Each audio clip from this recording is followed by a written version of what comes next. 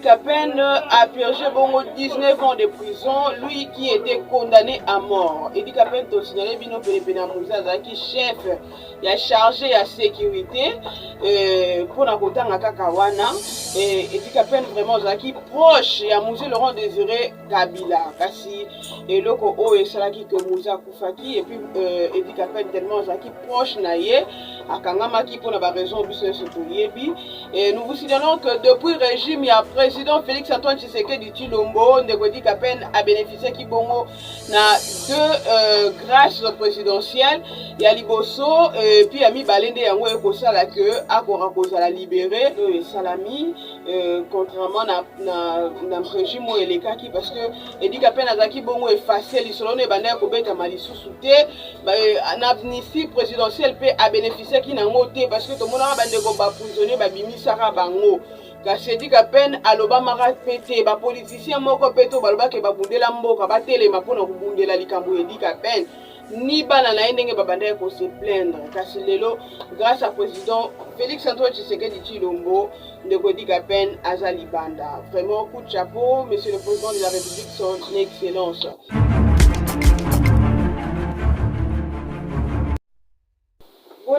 Bonne année, Bandeko Balandia, Bokessi Nezali TV. Bienvenue dans l'émission de Bino Masolo Yamboka. La meilleure vie Bissika et Zoami Bino. Le week-end 2020, ça n'a pas été facile. Là, tous les qui sont en Corona, vraiment bonne année, Nabino Nyonso, Bino Baibonzima, puis vos votages, chaîne Nabino Bokessi Nezali TV, beau s'abonner, beaucoup à l'heure et grave.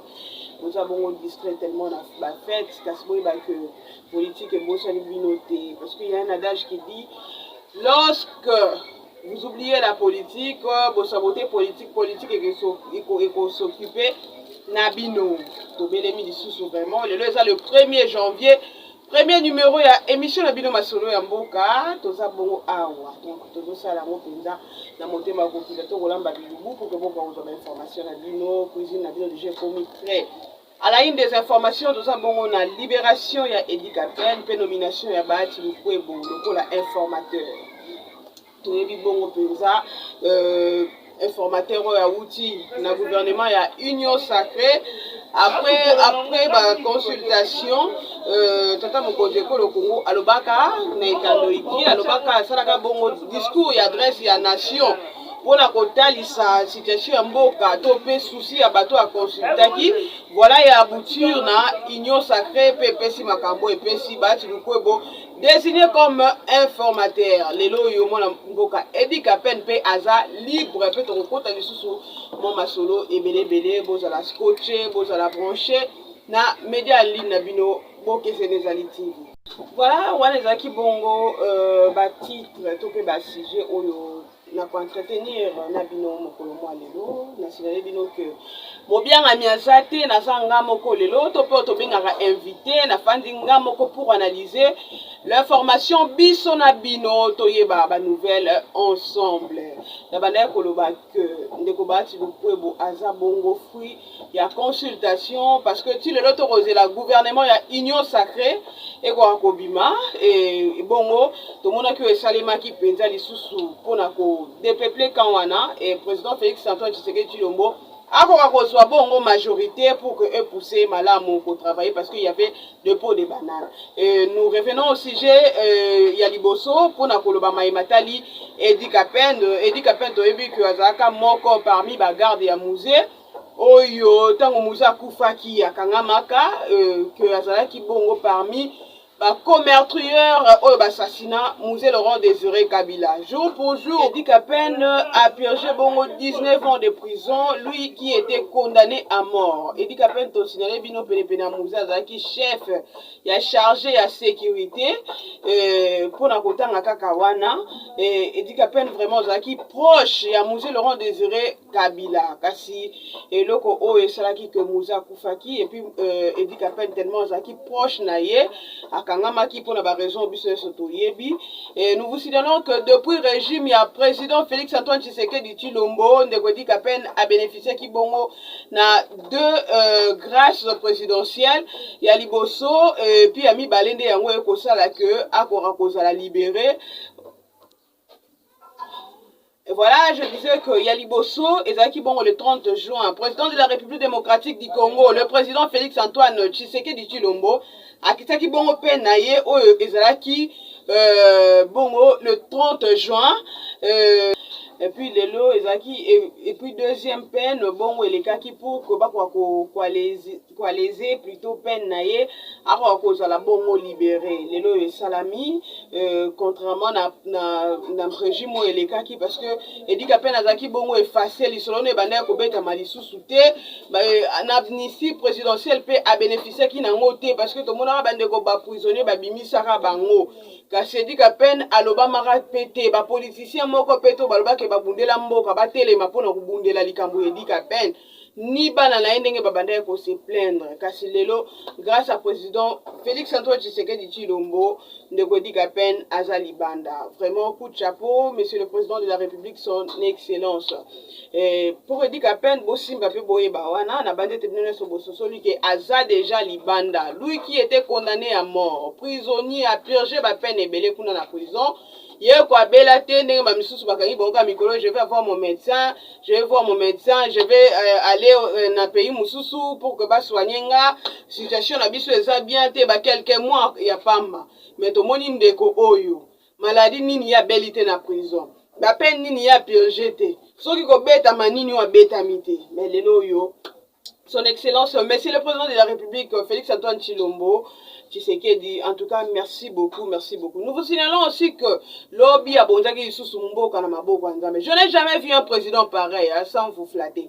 Je n'ai jamais vu un président pareil. Atele mapenza yena mwasi na ye na kibo konjo ya zui abonzali sous mboka na maboko nzambe. Et le resala nga plaisir et pas na yekuna sali déjà veiller moko en direct pour que à dédier mboka na maboko nzambe. Père, je te remets encore ces pays entre tes saintes mains.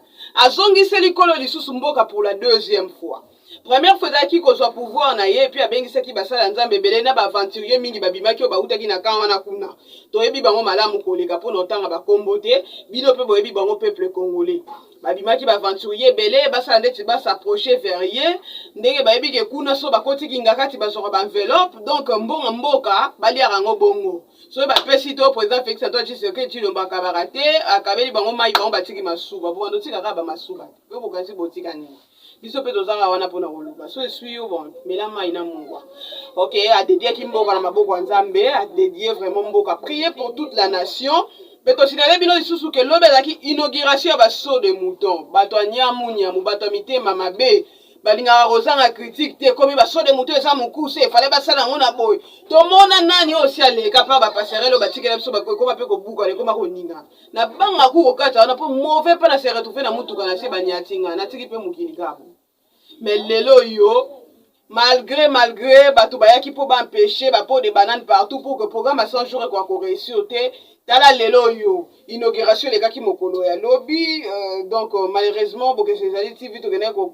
couvrir événement te pour na ba raison belé bolimbisi balandi na biso normalement fallait ngana ça na terrain Nathalie Sabino ndenge inauguration baso de mouton et ça les couvre-feu qu'on continue mesure pe sous ces acquis bon un peu moins enlevé pour la journée à lelo bato ba ko fêter mais vu que ba yeba PR ya kozonga tozonga na dossier ya Bati Lukwebo étant que informateur lelo selon l'ordonnance présidentielle. Informateur, Eza Jean-Pierre Bemba Gombote, Moïse Katumbi Chapote, ni Franck Dion Rochamba, ni M. Noël Tiani Modiavita, qui a été le candidat à la élection présidentielle en 2018. Mon papa que je salue à passant. Bonne année à vous papa, Aza informateur te, Moutabimi informateur Eza Bati Lukwebo, Eze Loko Sengeli Bosimba, Peboyeba. Et l'issue vraiment, Tozongi, parce que Kobima ya Bati Lukwebo étant qu'informateur, et c'est pas ici bande de opposition te.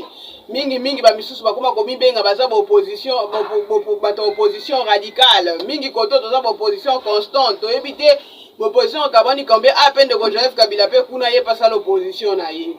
Et yiki tope ba information ko circuler que yepe alinga zongi sato pas consolidé majorité na ye ezonga bongo na kosomba ba député na jeep na $50,000. Donc l'homme de Kingakati a beaucoup d'argent. C'est une information à vérifier mais nous ne confirmons pas parce que on va rater sur le rumeur, mais les rumeurs aussi sont aussi des informations.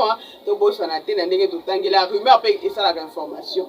Et on les a qui bon pinza, titre clair, topé masolo tolengela kibino pour que beaucoup y ait la situation négative les calamboka, toujours fêter bonne année, toujours fêter, toujours là en famille, bah monsieur bazo bima maintenant ba rappeler situation en boka parce que dans le mboka no kotambola te tout sera bloqué. Au moni coronavirus est parti et baby c'est déstabiliser l'économie mondiale. Mutu nyonso azaki touché. Mutu nyonso azaki touché. Situation pas si non nous te fêta boété, non nous boété. Voilà pourquoi tango ko kanisa oko bina oko ka musique oko yoka kuna ba polémique chaka pe matoi na politique pour que ememela ko implice oyo bandenge mboka na yo ekotambola na bongo na remercier babone na biso nyonso ya bokisi ezali TV na fidélité pe confiance bondima ko pesa biso to pesi susu merci na mon papa depuis bonne année papa depuis France, Ndeko Jean-Paul Luchima, mon patron que je salue. Un grand merci à DT Patouziko, notre directeur technique, Yaya Balé qui est belé, lui qui supporte tous nos caprices. Un grand merci à notre maître avocat, maître Olayo, lui qui ne dort pas. Merci à l'assistance technique aujourd'hui, c'est lui qui m'a assisté, qui a vraiment fait ce que je puisse réaliser cette vidéo. Il s'appelle Emmanuel Tisha Kayenga, les daddy. Donc c'est lui qui m'a aidé vraiment, malgré. Je vous donne 3 sur 5 parce que vous avez filmé un peu avec en posant le téléphone comme ça. Ok, la commissaire est journaliste. Il m'assiste, mon ami de tout le temps, de près, il est tout pour moi. Donc, tout sera. Merci na Bino Batou, vous avez belé, vous consommez premier numéro. Donc, premier numéro, il y a émission 2021, ma solo Yamboka, vous consommez en gros vraiment, tali vidéo partagée ndeko. Bino ba bolinga biso to benga bino ba dia sa dia sa poser le ngona biso to sangana bonne année lelo pena to beni onzame parce que mingi ba kufina ba corona mingi ba kufina ba maladie belé mingi pe ba koma ki bangi ba koma kutu lelo à la veille 23h59 ba kati pe monter ma yo nanga to zingolu donc c'est la journée à n'importe quoi te komisa nzambe et puis bobo sanate ndeko na bino azawa ndeko bato nyonso. Vraiment, ça n'est fini pour aujourd'hui. Je dis un grand merci à mes partenaires. Là, je vois Bécasse, je vois Norton, je vois Eugène Ngoma depuis Canada, je vois Patou Kamboania depuis France, je vois Titi Lumbu depuis Paris, Mago Boakissa Metosa de cœur. Je vois Monsieur Doris Massamba depuis Genève et sa dame, Maman Blanchka et Babi Moulouba propre. Moulouba propre, ma casse, c'est vraiment, je n'ai jamais vu. Une jolie dame. Et merci d'abonner tout. Merci à ma consoeur Lauriane. Merci aussi à tout le monde qui nous soutiennent. On attend qu'il va comboter beaucoup de liste et les autres. So pour moi, nous continuons à la liste et les autres. Donc, nous avons renouvelé le contrat pour vous dire que nous avons donc 2021, on va boire un bon à ça n'est fini pour aujourd'hui. Ceux qui sont à au revoir. Bien-aimés dans le Seigneur, enfin, le clip Malgré les épreuves est déjà disponible sur YouTube. Malgré les épreuves dans ma vie, plus précisément dans la chaîne YouTube de votre frère Ndeko Jean-Paul Luchimba, Ndeko Yabatu Nyonso. N'oubliez pas de vous abonner massivement, partager, aimer et commenter pour la gloire du Seigneur.